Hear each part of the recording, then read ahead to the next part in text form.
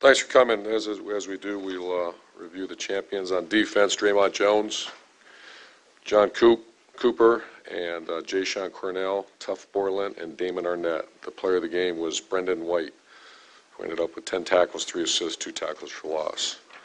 On offense, you have J.K. Dobbins, ended up with 185 yards, 3 touchdowns. Luke Farrell played very well, arguably his best game. Wide receiver, you had Johnny Dixon with 96 yards receiving and a touchdown, Paris Campbell. And then offensive line, we gave it to all 5. They were actually player of the game. We gave it to the offensive line with Mike Weber getting an honorable mention. If he didn't lay it on the ground, he played really hard. And then special teams was very solid Saturday. We had 2 kickoff returns against us for 25 total yards. And Spielman was a heck of a returner. He had 1 return for -2 yards, and we had a blocked punt. That was obviously a big part of the game. So answer any questions. Obviously a big one this week against Michigan State. Very strong rivalry that we have a lot of respect for that team, and they're playing as good a defense as there is in the country. So I'll answer any questions for you. Urban, what are you seeing from your linebackers this year? Not just this past game, but what are you seeing from your linebackers? I see improvement. I see a group that was really all for it. 3 new starters. You know, Tuff was a returning guy, but they had Barron playing, and he had Malik full-time starter, and Pete Werner first-time starter. So I see improvement, but we still have far too many missed tackles. We had 6 or 7 tackles for losses that we missed. So that's what I see. And when Dwayne Haskins takes off and scrambles, it seems like sometimes he's sliding too early. What do you see from him? I know it's not his forte, but when he scrambles, what are you seeing from him, and what are you teaching him? Yeah, you like to see him, you'd like to see him get all he can and then get down. I know the one you're talking about. It wasn't the most graceful, so. But you're asking what we want. Get as much as you can get down. Second row right, Rob. Urban, along those lines, we all kind of remember Dwayne against Michigan, that run he had. Were we just fooled there, or has he been discouraged from running? Has he been coached to go down? Which one is it, I guess? No, I think, not that I'm aware of. I mean, we've always wanted our quarterbacks. That's a big part of the game. He made a nice play on a scramble to the right and completed the pass, keeping his eyes downfield to Luke. But no, you always want to get all you can and then get down. You thought he'd be more of a runner a little bit, or what's your analysis of that? I know he's not obviously not a JT, but I'd have to go back. You're catching me off guard a little bit. Those are always those yards that you see that you have to get them somewhere else if we're not getting them from the quarterback. And then on the other side of the ball, I don't think we've heard from you. In your words, how much has losing Nick Bosa affected this defense? I mean, not just him, but how he affects things. Can you talk about that? Yeah. Whenever arguably, well, not arguably, one of the probably top 5 players in America is not playing. He's an inspiration. Was a captain. Was this? Was that? And but that happened quite a while ago. So what's the impact? Obviously big, but you got to move on. Front row left, Doug. You talked a lot about last week, you guys, during the bye week, trying to figure out what to do, especially with the red zone, and you worked on that so much. When you come up with something like that jumbo package, you had Wyatt at tight end, can you just take us through a little bit? Are you watching loads of film? Are you looking at things you've tried at Florida? Are you looking at other teams? Is there almost not a fight, but like a healthy debate? Someone thinks this, someone thinks that. What's it really like to come up with that? That's exactly what goes on. First of all, it's our offense, and so we'll go back in time and say, what did we have? What did we do when we didn't have, the JT, the Tebow, even Alex was a runner enough. The guys that weren't big runners were Chris Leak, Cardell Jones at times, but Cardell Jones will slam it in there. And then, when teams are loading the box on you, they're playing, especially last week, and the defense, a lot of teams are playing down there, it's called Bear Zero, which is there's 2 extra hats wherever you go, and so you have to throw it. And we want to run the ball. So it's all the above what you just said. Go back and see what you've done. You have Ryan Day, Kevin Wilson, others from other styles of offenses that we have that conversation. We go back and see the best red zone offenses in the country. You're talking about probably 40 hours of time into that. And it was great to see to see J.K. dive in the end zone twice and then Paris on the little push pass to him. We were 3 or 4, and the one was an ill-advised throw, an interception. And we know, and you were asked about leadership, I think, a couple weeks ago with this team. We know the guys last year, JT and all those other seniors. Right now, maybe after a bad play, after a turnover, or you're losing at halftime in the game or whatever, who are the guys in the game, on the sideline? Do you see players walking around telling guys to keep their heads up, or are you maybe missing some of that a little bit?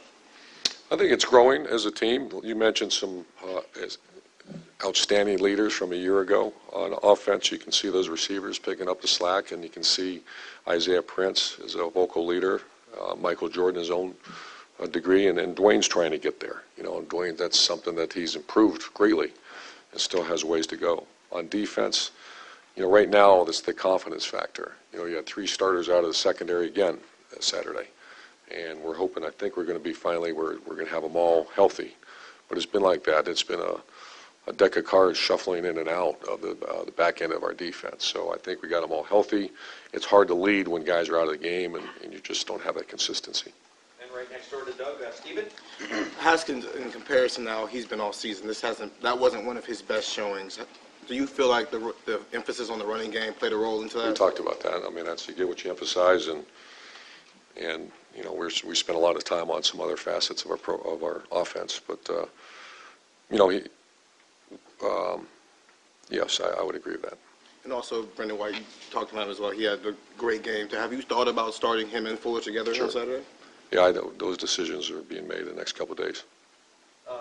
Back row middle, Patrick. Following up with Brendan, you guys obviously have kind of been in flux at that position throughout the year.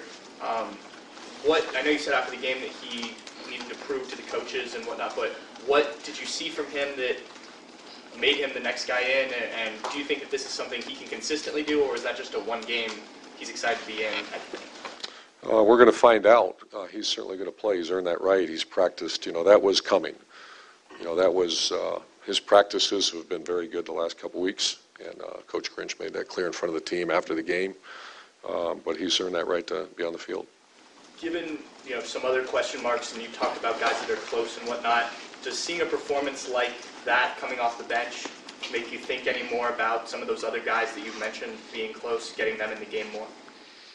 It certainly has, and we haven't had those opportunities like we've had in the past to get guys in the game. And but the best opportunity you get is in practice to come show yourself and get going. You can see on special teams, Josh Proctor made a heck of a play for us on the opening kickoff, I believe, or the second kickoff. And some other guys are really coming on, Taraja Mitchell, and some of these other guys are doing very good for us in special teams. That's practice, special teams, opportunity to play on defense. Fifth row on left, Andrew. Do you feel the running game now is in a place where you can replicate the success you had against Nebraska the rest of the season? That's what we're working on right now. Obviously, you're facing number 1 rush defense in the country coming up this week, so that's going to be but our offensive line played very well on their backs. That was their best pad level game as far as dropping their pads and getting through those holes. Third row left, Dan. Urban, Mike Weber and Isaiah Prince both said after the game that you guys really didn't call any RPOs on Saturday, but it was more traditional runs. What kind of made this past week the time that you guys decided to change to more of a traditional run scheme? That was part of those hours and hours and hours of how do we get those 2 guys involved in the game and let them drop their pads and go do what they do best, and that's run the ball. And I don't know if that's exactly true, but the majority of them were direct handoffs, like you just said. Do you think that what worked against Nebraska is sustainable going into a game like this with such a tough rush defense? It has to be. I mean, obviously, schematically it will change because it's a completely different defense. That was a bare 0, 3-4 look, and this is going to be a 4-3 look. So it's just schematically it's different, but the mentality has to be the same. Front row right, Austin. Urban, to go back to what Doug was asking about that red zone package, what do you call that sort of jumbo look there, and where did this one specifically come from? Well, Wyatt Davis is a guy that's been, he's practicing. I've been mentioning his name, and we got to get that guy in the game. Have to get him in the game, and we've done that before with Bowen. Do you remember in the past we put him at tight end, and and other people have done that, and Wyatt Davis earned that right, and it worked. Have you been a fan of the continued rotation with Mike Weber and J.K.? Some people say running backs need to get a rhythm, and going back and forth on the drives maybe. Is that a part of the problem for the running game in your mind, or have you been okay with how that's played out this season? I've been okay with it. I don't micromanage that too much, but if I have to, I'll get involved in that. But I think a fresh back that goes a good series, and then the next guy gets the next series, and obviously near the end, J.K. got a couple extra series. Just he was so tight with the football. We got to make sure Mike takes care of the ball. Front row right, Tim. Did you notice something coming out of that game, and maybe yesterday? Is there a little bit more bounce in the step of your offensive line and your running backs? I mean, I would think Dahlberg is part of what you want to see coming along this late in the season. What did you just notice about them coming off a game like that? Well, they're very healthy now. They're, Thayer is healthy. Wyatt Davis, we're getting a little bit of depth. Bowen's practicing with the team again. They had 2 excellent weeks of practice, and they were confident going to that game, and we stuck with it. When you put in something like that, though, with for one, in other words, a full house backfield, do you literally have to have other things out of it? Is that part of the way you look at it? Yeah, we did a couple things out of it. We ran the Paris play, and then we tried to throw a couple times, and I'm not sure we hit one if I remember right. But you have to do other things out of it. Yeah. Another thing, when you say Michigan State's really coming on defensively, they had some problems really early in the year, but they've gotten them straightened out, it looks like. What just stands out about their defense more than anything else as you watch them on video? Their front seven, they're excellent corner. Their boundary corner's excellent player, and then that frees them up to do what they do. Their defense hasn't changed that much. They're doing a little bit different things this year, but well-coached defense, tough guys, defensive front's outstanding, and their backers are outstanding. And that's one last thing. Brendan White, as you're sitting there watching him Saturday, was it refreshing to you to see a guy that literally stepped up into the limelight and delivered? I mean, he was making plays. He wasn't just running around. Just what did that do for you? Because y'all have had problems getting another safety going. Right. It was, I'm not sure the term refreshing. I'm not sure I've ever used that in my life. Well, but those who know me know that's not did you a find term somebody? I guess, refreshing. Yeah. Did you find somebody? It felt good for him, and then also, you're right. I mean, going back to springtime, safety was not a solidified position, and we have to play much better at that spot. And then you had some injuries this week, and then obviously the targeting call, and there he is. He's in the game. And I looked out there, and you had Sean White at one safety and Brendan White at the other. Far left, Lori. It seems like normally by this point of the year we've asked you about having a state of the team address. Is that something you've done, or is that something that for some reason hasn't been an issue this year? Yeah, we at times we'll talk about that. We're not now. We're just we're trying to first of all find out who's healthy. Second of all, emphasis on the strengths of our enhancing them, and then fixing these issues that are the glaring mistakes that we got to get right. Is there something about this team that they are better at focusing on the little picture and ignoring that outside noise than maybe other teams? Yeah, it's just, a lot of it has to do with just who's playing. Who's at certain positions. You got Austin Max down. You don't have who's going to go in at that spot. You have some issues on defense. We find out that Jeffrey Kuda is not going to be able to play midweek. And then it's just a different situation this year. Front row left, Bill. Urban, when a guy like Brendan White comes in and hasn't played really significantly on defense all year and has that kind of game, arguably the best game you've had from a safety, do you wonder why he hadn't been part of the mix earlier? I know you talk about sometimes where your position coaches handle the personnel. Do you ask yourself, well, if he's this good, how come he hadn't been in the mix, 5 weeks ago? I watch that closely, and it's a matter of practice. You have to do it. You don't just throw a guy in the game. And then if he's practicing and earns the trust of his coaches like he did Saturday, you'll see more playing time. And how involved is that process for a young guy? Because people look at what you guys have recruited the last 2 years, 2 of the best recruiting classes you ever had, and wonder why more of those guys aren't playing. How much of an uphill climb is it for a young guy to get on the field here, and is it perhaps too difficult for a young guy to get on the field? It shouldn't be. That's development. That's I think that's a great question. It's one that I ask quite often in staff meetings. And why is this guy not playing? Why is he not ready to play? Second row left, Ari. Urban, you talk about how essential it is for your assistants to be able to recruit. Just wondering, through the first few months, your assessment of the way Brian Hartline has done in that realm of his job? Yeah, pretty good. I'm just trying to think who we have that he's, for this class, we have a handful of receiver commits, and he's doing a very good job. Specifically, coming in and never recruiting before, this is his first time as a coach and whatnot, what's an honest assessment of how difficult the position he's been put in? To replace somebody who has been fired, to have to answer questions about uncomfortable topics, and not only that, he's gotten a few commitments. Can you maybe put yourself in his shoes as a young recruiter? I mean, how difficult would it be coming out of the gate, not only learning how to recruit, but to have to overcome some of those obstacles? Just very, very observant. That's true. He was thrust into a situation, and I think one of the great things he had some veteran group to coach, and he has very good recruiters around here to see how it's been done. He's been here for a couple years. That's a positive. You have to assess that, though, as you move forward and decide, because he feels like he's trying to prove that he belongs on the staff for the future, almost like a tryout. I mean, how big of the assessment of whether or not you keep him next year is involved in how he's done in that realm? He's done very good. He's done very good, and we'll address it at the right time, and he's done very good. Front row right, Bill?